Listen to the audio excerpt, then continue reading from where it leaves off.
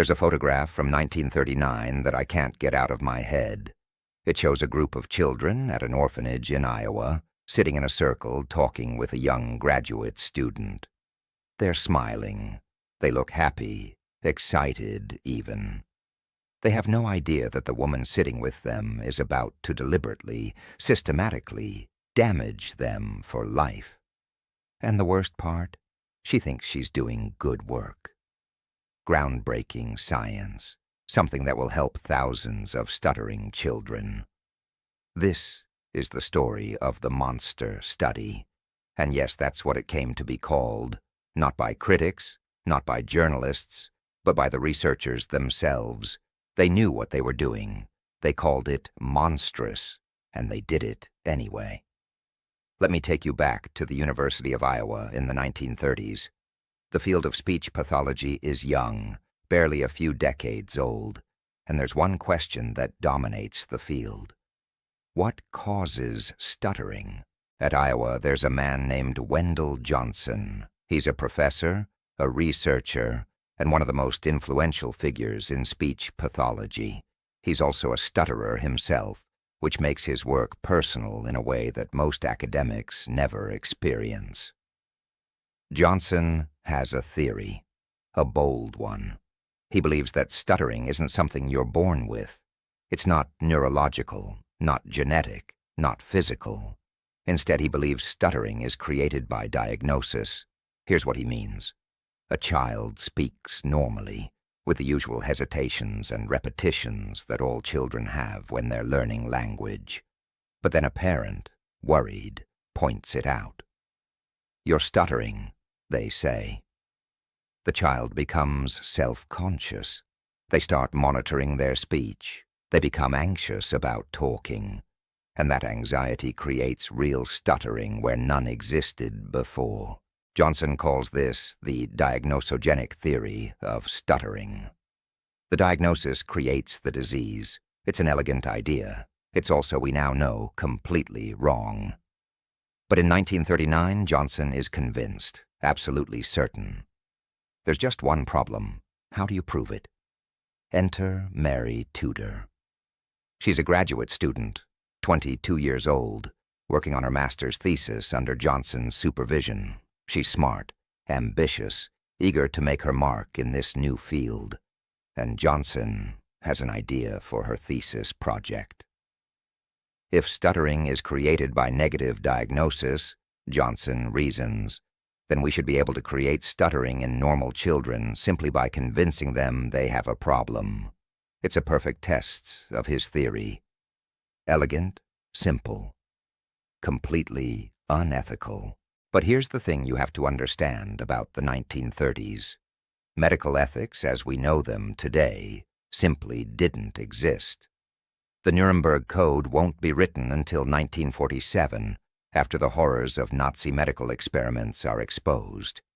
The idea that you need informed consent, that you can't experiment on vulnerable populations, that the potential harm must be weighed against potential benefits, these concepts aren't yet codified into law or professional standards. So when Johnson proposes this experiment, Tudor doesn't refuse. She's nervous about it. Her notes make that clear. But she's also a graduate student being directed by her thesis advisor, one of the giants in her field. She does what he tells her. They need subjects, children who don't stutter, who they can try to turn into stutterers through psychological manipulation alone. And they need children who are vulnerable, who won't have parents asking questions or lawyers filing lawsuits. They choose the Iowa Soldiers' Orphans home in Davenport. The orphanage houses about 600 children. They've lost their parents to death, abandonment, poverty. The state of Iowa is their guardian, and in 1939 the state is perfectly happy to let university researchers use these children for experiments. Tudor selects 22 children between 5 and 15 years old. 10 of them actually stutter. They'll be the control group. But it's the other 12 we need to focus on. 12 children who speak normally, who have no speech problems at all. Tutor divides them into 2 groups. One group will receive positive speech therapy. They'll be praised, encouraged, told they're doing wonderfully. This is the control within the control. The other group will be psychologically tortured. Tutor's instructions for this group are chilling. She's told to convince these normal-speaking children that they're beginning to stutter. She's supposed to catch every tiny hesitation, every normal disfluency that all humans have, and label it as stuttering. She's supposed to make them hyper-aware of their speech. She's supposed to fill them with anxiety and shame every time they open their mouths. And she does. The experiment runs from January to May 1939. Tutor visits the orphanage regularly, pulling children out for special speech therapy sessions. Imagine being one of these kids. You're an orphan, already dealing with trauma and loss. Then this nice lady from the university starts paying attention to you. At first it might feel good.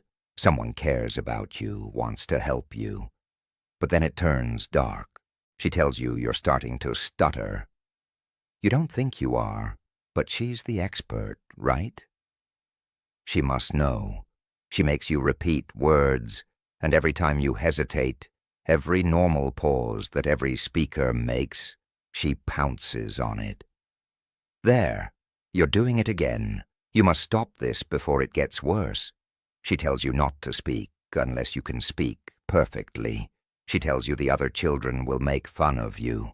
She tells you you're becoming like the stuttering children, the ones everyone pities. Session after session, she criticizes, she corrects, she fills you with dread about something you can't even identify or control, and because you're a child, you believe her. You start monitoring every word, every syllable. You become terrified of speaking, and slowly, horribly, you start to develop actual speech problems. The children in the negative therapy group began to show dramatic changes. They became withdrawn, silent. When they did speak, they showed classic signs of stuttering behavior, repetitions, blocks, avoidance. Some stopped talking almost entirely, except when absolutely necessary. One girl, Mary Tudor noted in her thesis, would not speak at all for several days. Another child developed such severe anxiety about speaking that it affected every aspect of her life. Tudor saw what was happening. She documented it meticulously, and she kept going. By May 1939, the experiment was over. Tudor had her data. Wendell Johnson had his proof. You could apparently create stuttering through negative feedback alone. But there was a problem. A moral problem so obvious that even in an era with virtually no research ethics, they couldn't ignore it. They had deliberately harmed children. They had taken normal, healthy kids and given them speech disorders and psychological trauma.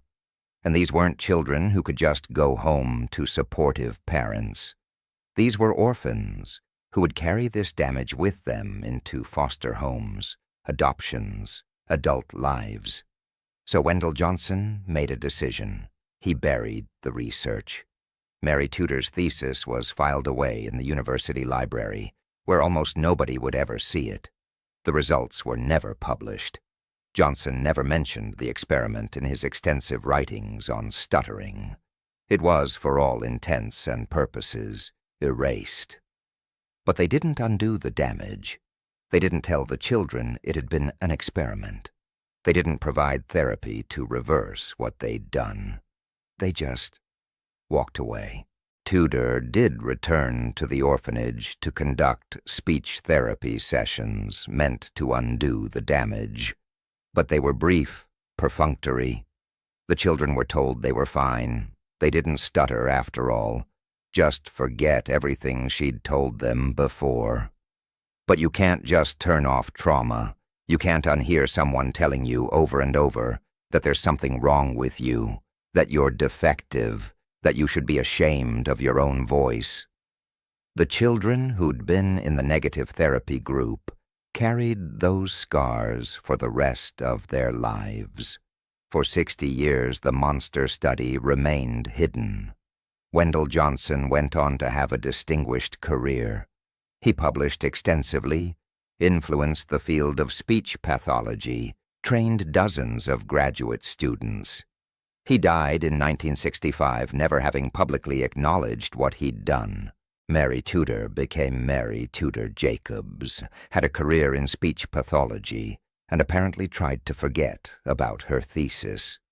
When later asked about it, she expressed regret, but also insisted she'd just been following orders from her thesis advisor. The children grew up. Some were adopted, some aged out of the orphanage system. They moved on with their lives, probably never knowing they'd been part of an experiment, only knowing that something had happened when they were kids that made them afraid to speak. Then, in 2001, a journalist named Jim Dyer at the San Jose Mercury News started investigating rumors about unethical experiments at the University of Iowa. What he uncovered was shocking. Dyer found Tudor's thesis in the university archives. He tracked down 3 of the surviving subjects, now in their 60s and 70s, and he started asking questions. The survivors told him their stories. Mary Korlaski said she'd been terrified to speak for years after the experiment, that she'd struggled with self-confidence her entire life. "I couldn't understand why a teacher would do that to children," she told Dyer. Another survivor, Hazel Potter Dornbush, remembered being told she was starting to stutter, remembered becoming so self-conscious about her speech that she'd avoid talking. The fear had never completely left her. When Dyer's article was published, the University of Iowa was forced to confront its past. The university's response was complicated.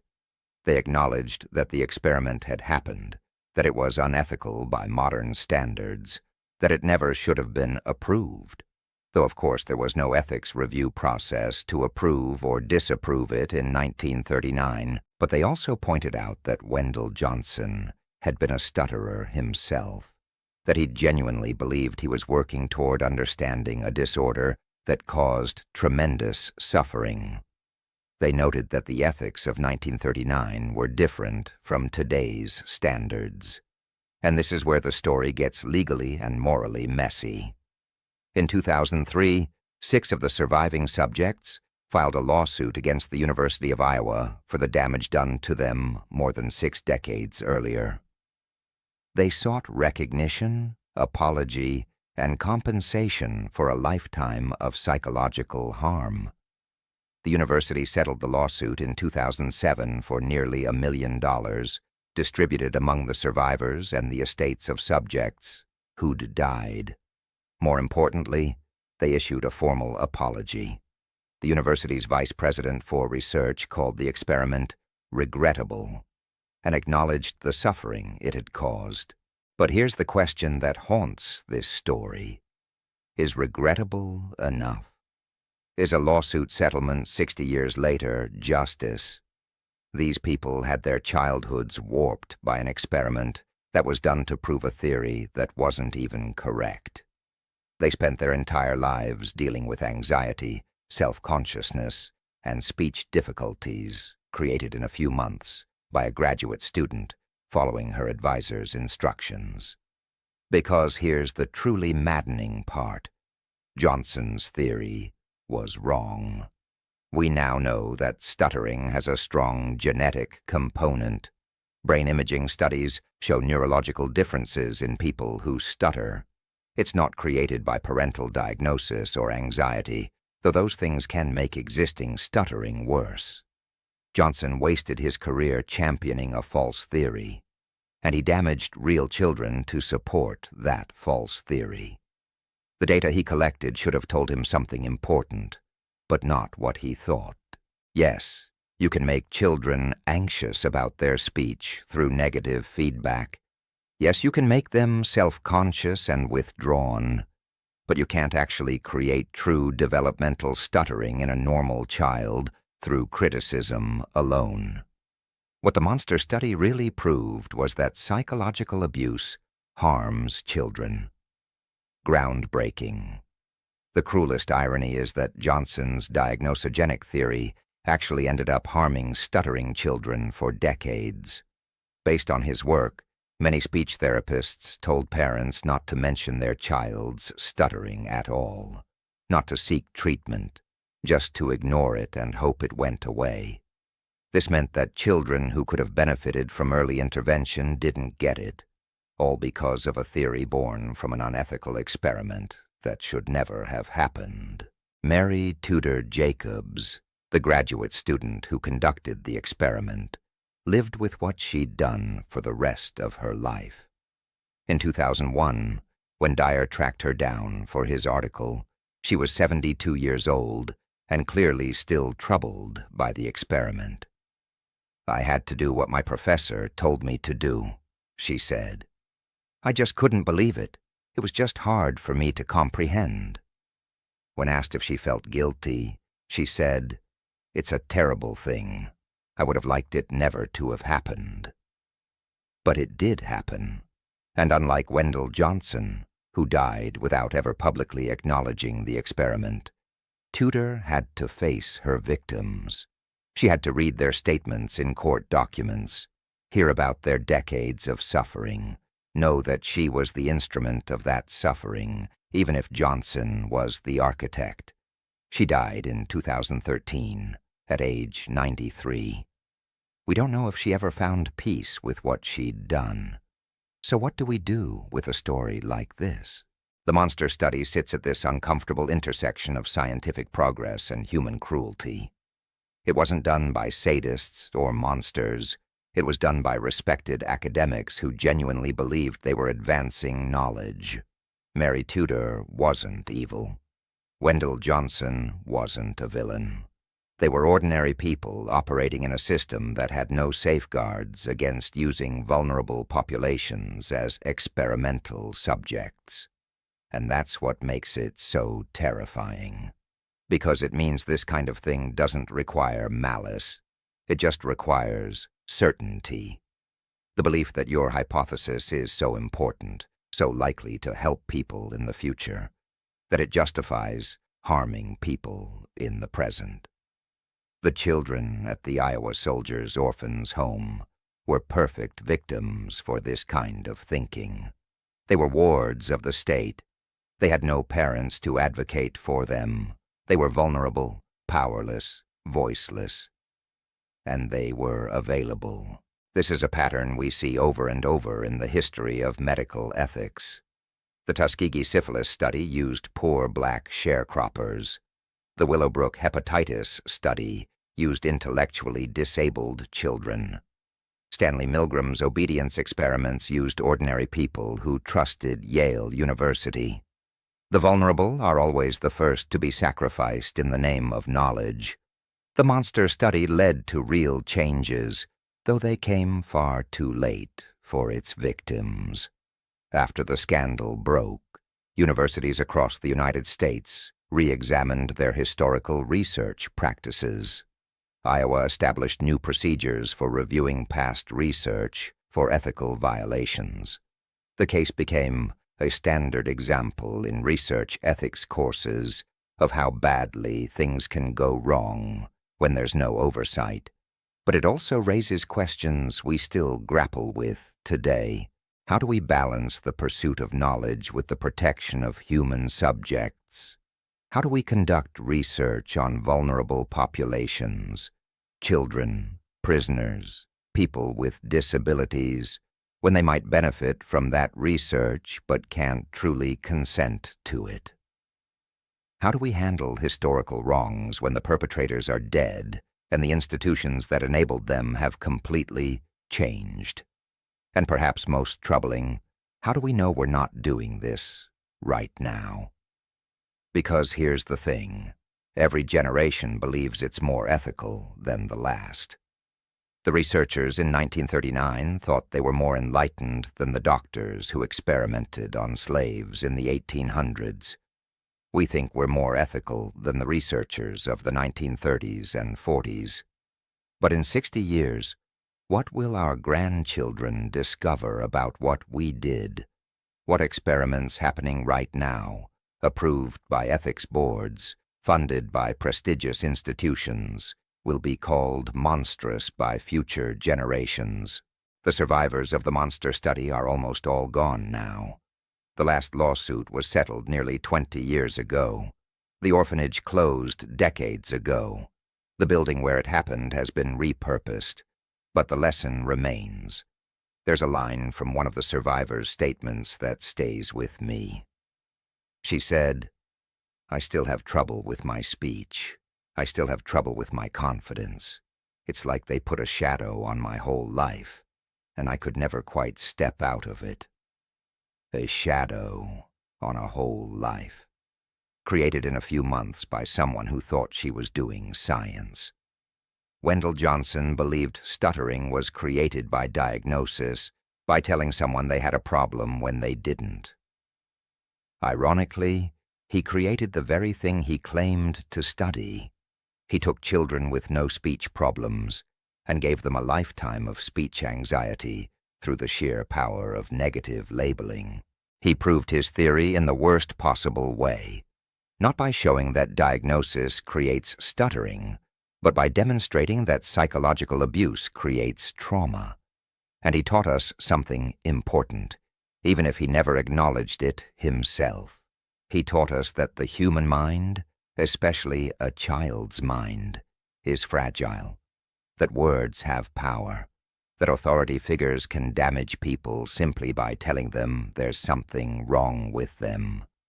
The children in the negative therapy group learned that their voice was defective, that speaking was dangerous, that they should be ashamed of something as fundamental as communication. And they learned it from someone they trusted, someone who represented knowledge and authority. That's a violence that doesn't leave physical scars, but it's violence nonetheless. There's one more thing I want to mention before we end this story.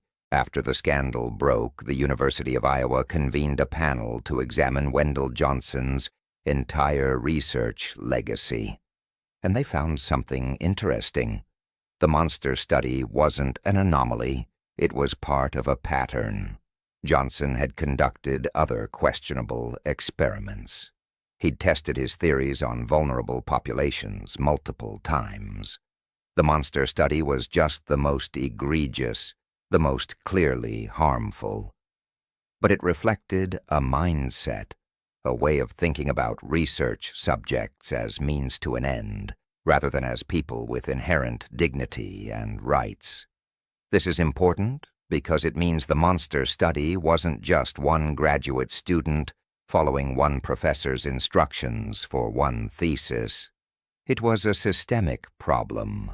It was an institutional culture that valued knowledge over ethics, results over humanity, and changing culture is harder than punishing individuals.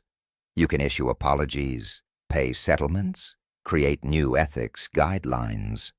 But culture lives in the assumptions we don't even know we're making, the questions we don't think to ask. The question, is this right? Should proceed? Will this work? But in research institutions driven by prestige, funding, and the pressure to publish, that order often gets reversed. We still see it today in fabricated data, in studies that can't be replicated, in researchers who cut corners because they're so sure they're right. So here we are, more than 80 years after Mary Tudor walked into that orphanage. The children she experimented on are gone, or nearly gone. The institution that enabled it has apologized and reformed. The researcher who designed it has been dead for 60 years. But the story itself remains vitally important. It reminds us that good intentions aren't enough. That intelligence and education don't make you ethical. That institutional prestige doesn't guarantee moral behavior. That vulnerable people need protection precisely because they're vulnerable. It reminds us to ask, should we, before can we? And it reminds us that the people we experiment on aren't data points. They're not stepping stones to knowledge. They're human beings with interior lives as complex as our own, with futures that extend far beyond our studies, with a right to be treated with dignity even, especially when they can't demand it themselves.